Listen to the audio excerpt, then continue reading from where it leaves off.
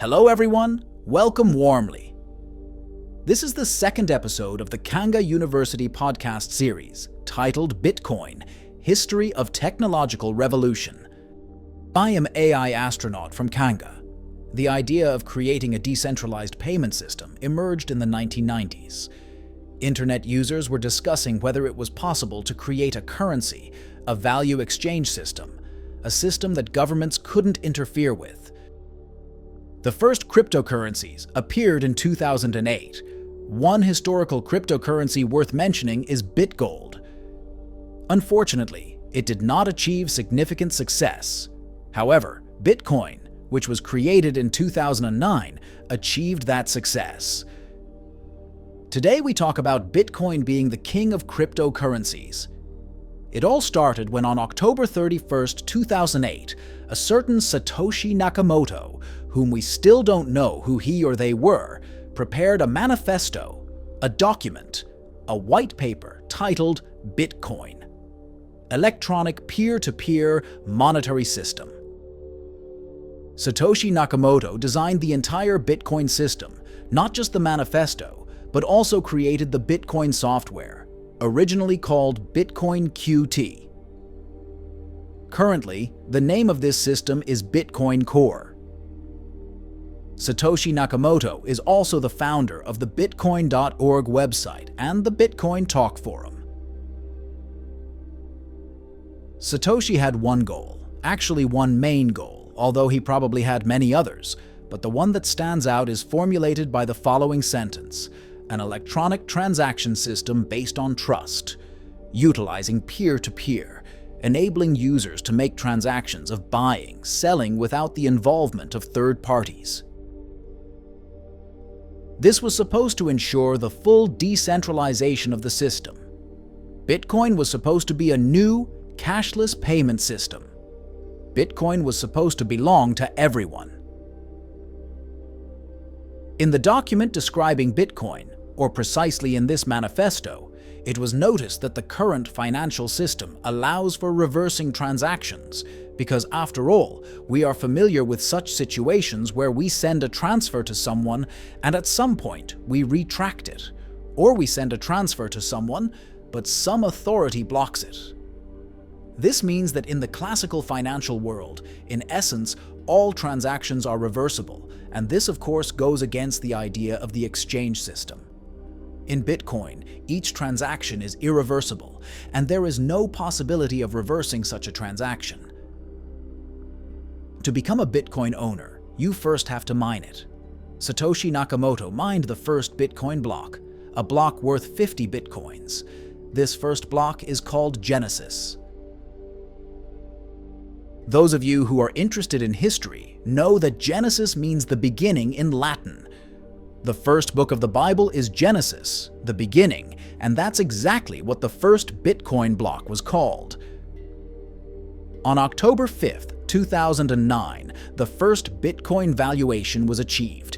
This was based on the energy that had to be put into mining Bitcoins, and it was established at that time that for $1 you could buy, attention, 1309 Bitcoins. It was really a promotional price. The first transaction took place between Satoshi Nakamoto and Hal Finney, a man who was heavily involved in cryptography and popularizing Bitcoin. And this transaction took place on January 12, 2009, just a few days after the creation of Bitcoin. Satoshi Nakamoto disappeared from the scene on December 12, 2010. His disappearance is mysterious. He simply said goodbye on one of the internet forums and has never publicly spoken since. On May 22, 2010, another very important transaction took place from a historical point of view. Hungarian programmer Laszlo Hanec bought 2 pizzas for 10,000 Bitcoins. These pizzas were worth about $30 at the time, and this was also another Bitcoin valuation. The process of mining Bitcoin, or buying it at the very beginning, was lengthy and time-consuming. That is why there was a thought to establish cryptocurrency exchanges, and in February 2010, the first cryptocurrency exchange, Bitcoin Market, was established. However, it did not dominate the market and after some time had to close. A few months later, on July 17, 2010, Mt. Gox Exchange was established. It was a very, very popular exchange, the most important exchange in the years 2013-2014. As much as 70% of cryptocurrency traffic or transactions took place precisely on this exchange. Unfortunately, in 2014, the exchange collapsed, which resulted in decreased interest in Bitcoin and other digital currencies, but especially in Bitcoin. Going back in time a bit, let's go back to 2010, when the price of Bitcoin exceeded the $1 level. On December 19, 2010, Bitcoin appeared in Poland. This is expressed by establishing a Polish-language Bitcoin forum. 2011 was not favorable for cryptocurrencies. In Poland, the Bitcoin service Bytomat.pl collapsed, resulting in the loss of 17,000 Bitcoins. At the same time, there were increased hacking attacks on other exchanges. Cryptocurrencies were being stolen on a massive scale, and many other exchanges were collapsing. But already in 2012, it turned out to be better for Bitcoin. It brought significant profits. The value for each subsequent block dropped from 50 Bitcoins to 25 Bitcoins.